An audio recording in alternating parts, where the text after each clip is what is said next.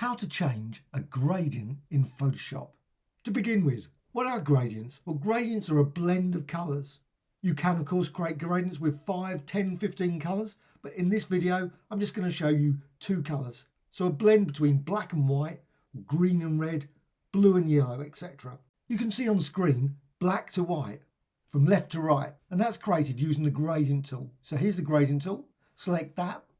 And as soon as you've done that, you've got along this control bar, along the top, you've got this. And you can click here, you can see a little drop down, just a little click, and you can see all the gradients you've got access to. You can also edit this current gradient, black to white. I can click here, just click, and that will bring up the gradient editor. You're now in the gradient editor. You can modify the size of this. You might like to stretch it out a bit. Makes it easier to edit, especially if you've got lots of stops and colours. You've got all the presets here. You can select any of those. I'm just going to go with the black and white default one. Any changes you make here doesn't reflect in the presets.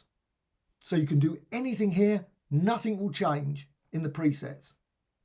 All you need to do if you want to save it is a later step. I'll show you that of course in a few minutes. So you've got here black and white, that's the colour, obviously black to white. You've also got solid, you've also got the option for noise as well. But I'm just going to go with solid and smoothness. I'm just going for the 100% smoothness. You see you've got this bar. Now you've got black to white, but what you've got here is the transparency along the top. The bottom, they're all the colours. So any change along the top, that's for transparency. Any changes along this bottom part for the colours. So I'm just going to click here. As soon as I click that one, that's stop. It's called stop, gradient stop. You'll see the colour changes here. You've got here stops. If I click this one, it goes to white. That's the last stop. That's 100%.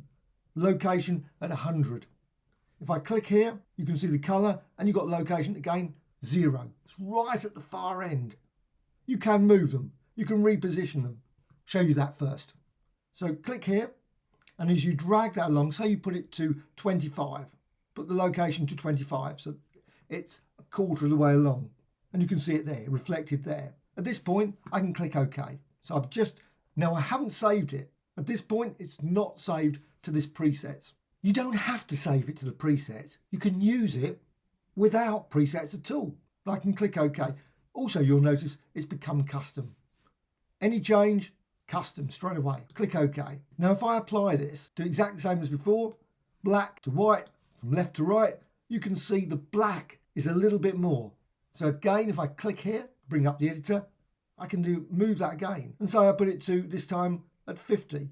So location 50 and click OK. And if I apply it again from left, right, you don't have to apply it from obviously the far side to the other side. You can vary that. And you can see now you get more black and obviously less white. Click there and I can always drag it back again. So click and just drag. And you can see you can do that. And you can also do it here as well. You can just enter the value. So you can just say 0. You don't have to drag it back. You can also change the colour. Obviously I'm using black and white for the example, but it can be red and green or blue and yellow. So with this stop selected, I can go down here and you've got colour. And you can click just here. Just click there and you can see foreground, background colour and user colour. You can also click here. So if I just click that, it will come up with the colour picker. I want yellow. And as I do that, you notice what happens? This goes not black anymore, it's yellow. And I can click OK. So this colour, I can then, again, do exact same as before, drag this along, move it along. Now, you'll notice also, if I slightly go off the bar, this stop will disappear. You can remove it simply by just dragging it off. But I'm not going to show deletion. So I'm just putting it there. I can again, if I think, oh, I don't want that colour, I can click here again and I can go, say, for green and click OK. But you also notice you've got this side and you can click here and you've got foreground, background and user colour. Well, the foreground will just use over here. This is the foreground and that's obviously white is the background. So you can change it. Obviously you can set the gradient to be used in the foreground or background. So you don't have to go into the gradient editor to change the colours. You can just change the colours here, just for the foreground and the background. If you set it to, say, foreground, and you'll notice what happens, it just changes to this slightly different little stop. You can also go to background, and again you get that, of course, because it's white, it goes all the way now white. And also I can click here and use a colour. And this time exactly the same as before. So just click here, no difference. So it's just green, blue, whatever I want. And click OK. I can do exactly the same with the other end, the last stop. So I can just go down here and click this. And instead of having just white, I can go over here and I can click, and I can use foreground, background, exactly the same as before, or I can click here. So just click, and that brings up that, and you can then set the colour to red. So I've got here green, and you see as you go from green all the way through, you go to yellows, orange and red. And click OK. So that will be the gradient now that I'm going to use. I could click OK, but before I do that, you can go here and you can click New, and that finally saves it to the presets. So as soon as I do that, say click New, and it will add that.